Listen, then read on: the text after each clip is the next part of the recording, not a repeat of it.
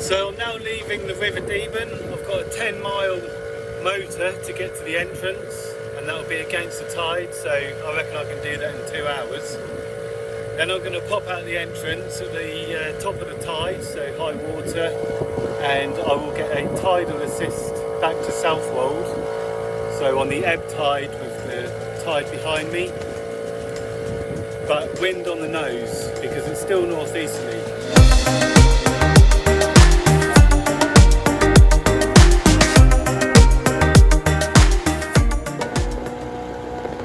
Ramsholt Arms, which featured in the film yesterday. Ed Sheeran also featured in that film. It's a brilliant film and a brilliant pub and a lovely little anchorage for the night.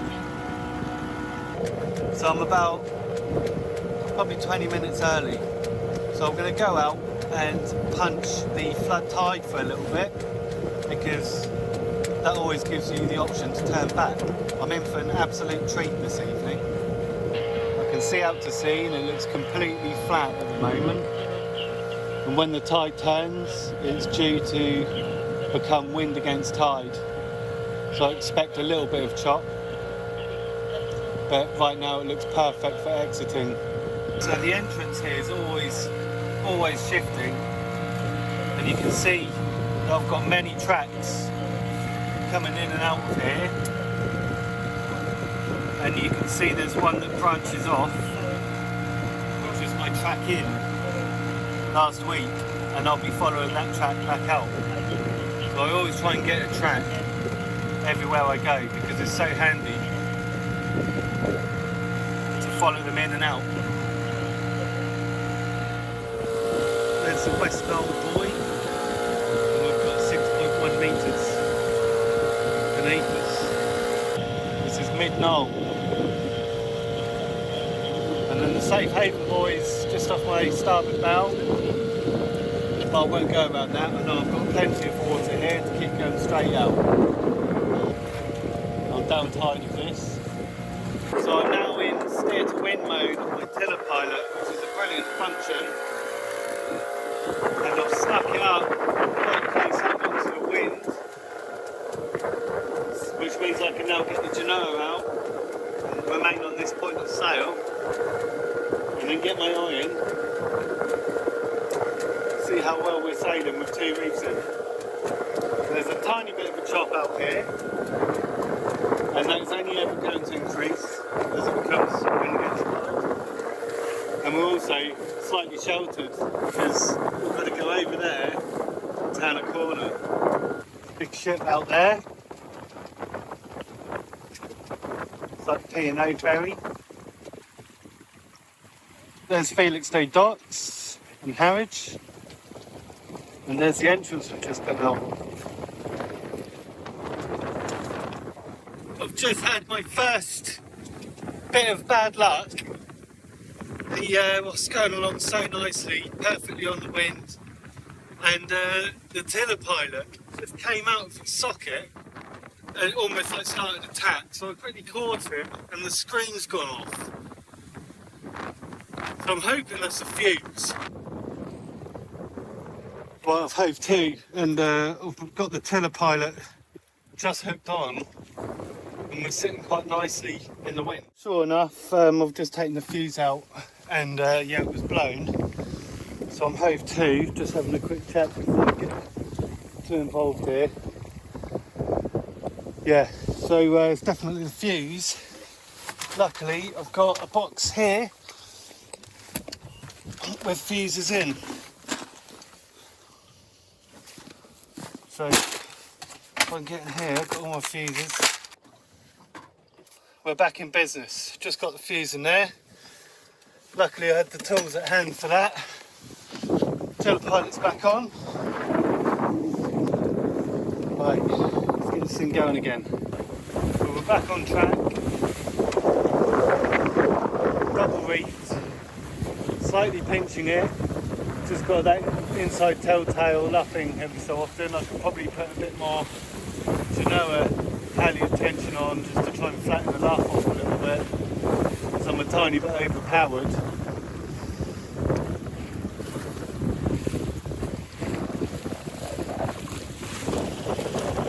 this is prime east coast of England cruising. This is now coming across the first set of nets. Actually, it was quite far out over there. I don't know if you can see. There's two buoys. Normally, if there's one set, there's loads. So I've just tacked. As you can see, I was heading towards a shallow bank that's 1.8 metres at low water.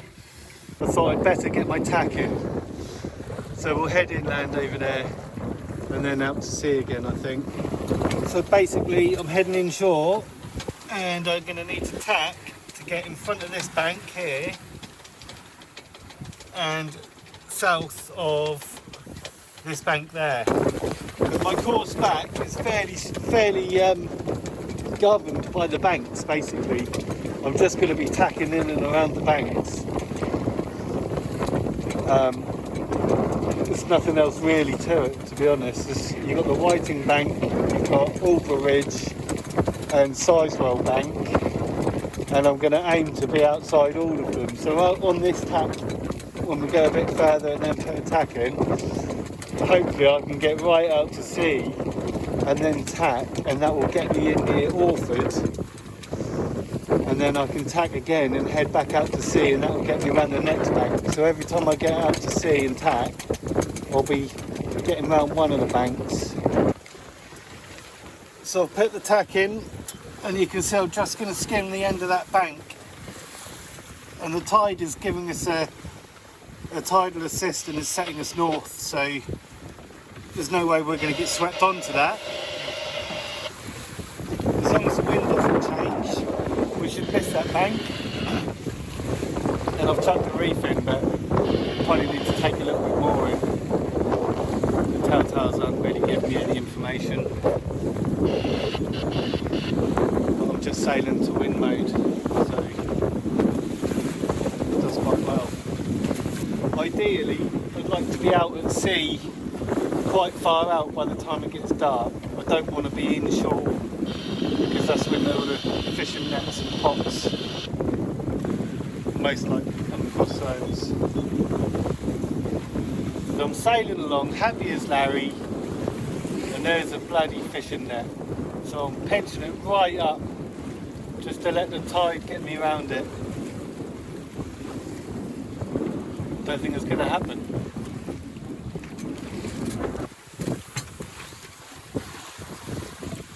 Right, so I hope to crash tack, so I'll get the Genoa back this side and tack again. Oh, and then there's another one over there. Oh, you can see the other end of that one. So there's a whole string of nets. Sail over this. They're a couple of metres down anyway. I can see a shit ton more over there. This is a nightmare. The nets, oh man, they're everywhere. Literally going straight through the middle. I don't know if you can see them, but they're just hard enough to make out with your eyes. But normally they're in pairs. And you tend to start off, I mean, we're going across them, if you end up going through them, like long ways, you can match them up, you can see the pairs, but in the end they all just turn into massive net markers, and you just kind of give up and just sail over the top of them. But they are a couple of metres down, but still it's not a nice feeling sailing over nets. I can see right in the distance there's loads of them. But I am just sailing right over nets right now, hoping I don't snag one. And I can see this shipping lane is right in the distance coming at Harwich, so I might even head over to on the edge of the shipping lane and get a tack in. I mean, I really don't want to be going inshore with all these nets. So I've just put the running lights on and the stern light on, and I was only down below for about 20 seconds, and that made me feel awful, man. So I'm going to stay out of there.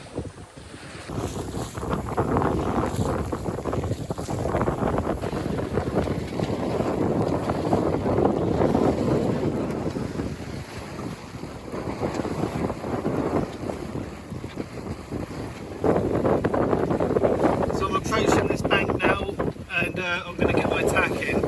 So I'll get onto port tack, and that looks to me like I'll be able to get quite a decent way over this way. Well, I have been there before. I don't remember doing that. I was in and out of the shipping lane there. But yeah, I'll get over here somewhere. Then I should be set, relatively well set, to start clearing the corner. When I've round this corner, the wind is going to be, might pick up a little bit. But to initiate the tack, just do the two together. Oh, I don't think it did it. There we go. Initiated. Fix that.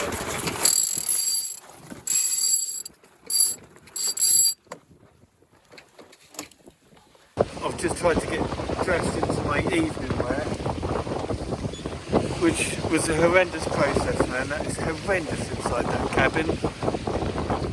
I don't feel particularly great after being down there, and then setting up out here again. I'm plotting my next waypoint.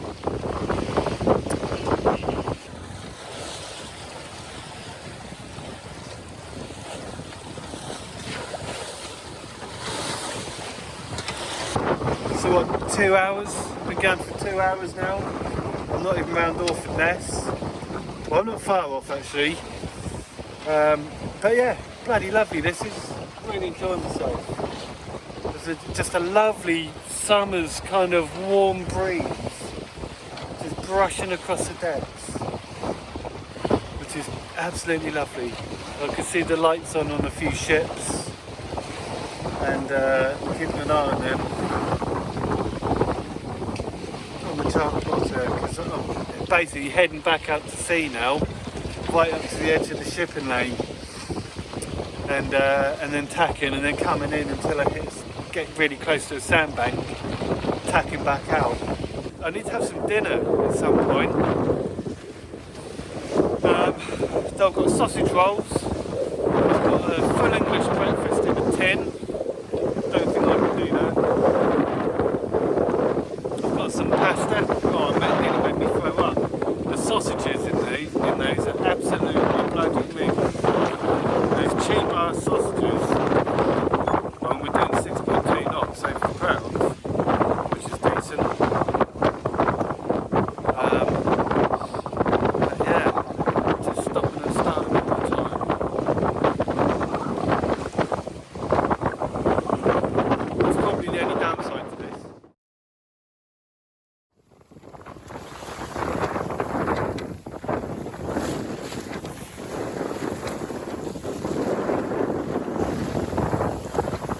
Yep, so we are well into the night. I can still see the waves. The waves have picked up exactly as I suspected. We're starting to round at where Orford Ness is, but at the moment we are quite far out. We're probably 4 miles off. We were slightly in the lee of this northeasterly. The wind is more onshore. So the waves have definitely picked up. The wind has picked up as well. And I got the full Genoa out because we had a bit of a lull. And I'm just sailing with the inside telltale, just laughing, sort of pinching it. Although we're slightly overpowered if we were to be perfectly trimmed. But we are aiming quite high. We've got quite a high angle of attack. So our velocity made good is being increased as a result, and we haven't lost any boat speed. Well, I've been about 5 miles offshore, and I've put a tack in, and I'm heading inshore now. It's 11 o'clock, or just gone 11. I am about 3.5 hours in. If I was to ping a waypoint back to Southwold Harbour. My VMG is most likely something like 3 knots, even though we're doing nearly 6 over the ground. But I've managed to have a pot noodle, Yeah, we've got sort of 13 knots apparent winds, and still double reefed. I've got all the Genoa out, so yeah, gonna whack a Tacking shortly and kick back. See the lighthouse flashing in the distance. That's Southwold lighthouse. Tacking all over the place. Seems to be getting a bit of a lift there on this last tack. Hopefully we'll keep getting lifted and we'll make the harbour without putting another tack in. So I'm looking forward to getting in and getting all packed up and bunked up for the night. So we've got the harbour entrance about 1 mile ahead. So in about 5 minutes I'm going to drop the sails and get the engine going and head in. 6.5 hours of beating. A whole bunch of flashy lights.